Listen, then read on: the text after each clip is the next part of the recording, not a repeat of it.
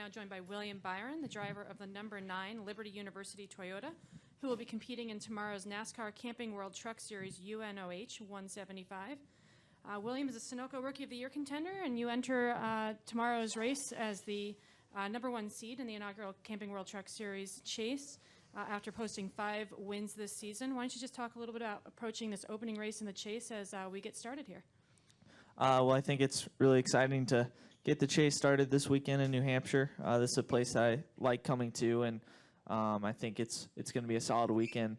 Ultimately, you just want to have good, solid finishes this first round, hopefully. But if you can go for a win, definitely go for it. So we're planning on going for a win and seeing what speed we have in our Liberty University Tundra this weekend. All right, we will open up to questions. We'll start up here with Rob and go to Jerry. Rob Tiongson of thepodiumfinish.net. William, congratulations on a great year so far. I just wanted to get your thoughts as the points leader heading into the chase. Would you say that you and your number 9 team are preparing for an even more intense stretch of action as we close out the season?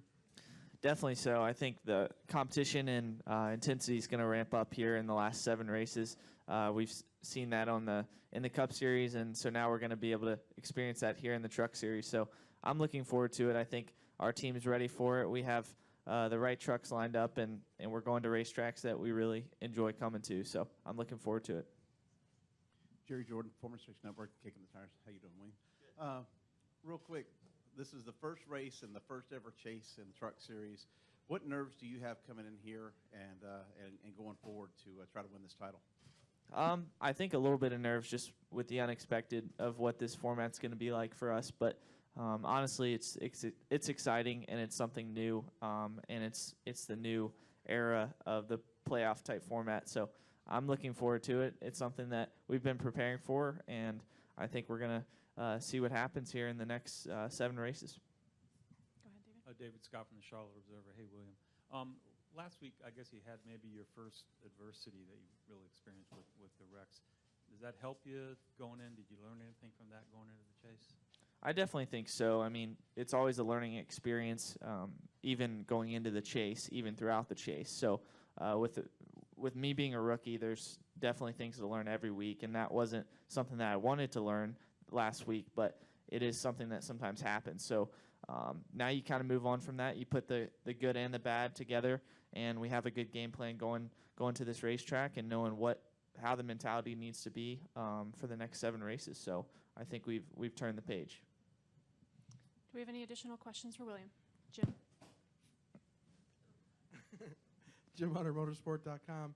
You're kind of, and the guys similar in age to you coming up are in a situation where you've not competed for a NASCAR championship before, so the chase format is going to be your first, and as long as you're continuing in NASCAR, that'll be, I assume, the format that's used in the 3 national series. Do you think that that kind of gives you a leg up or a different perspective, having not had to compete under the previous format?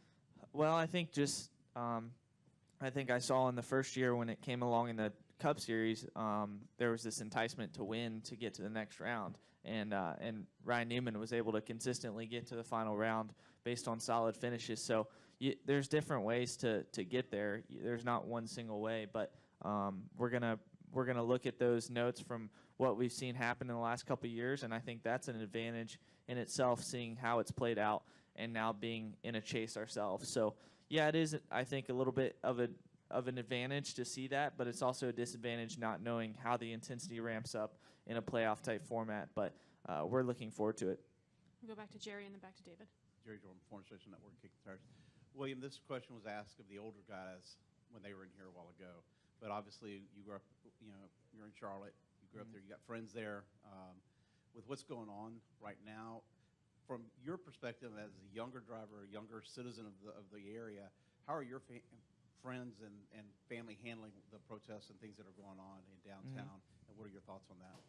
Well, I mean, it's a difficult situation. With it being my hometown, it hits home for sure. So those are streets that I walk down or drive down and go to eat or go to a Panthers game on a given Sunday. So it's important to me that that something's being done, that it's being cleaned up, because I don't like to see the city in that situation. But we've really just kind of, we've been able to go to the racetrack this weekend. My parents are visiting my sister at college, so we're not necessarily in Charlotte this weekend. So that, I think, is a good way to kind of avoid it right now.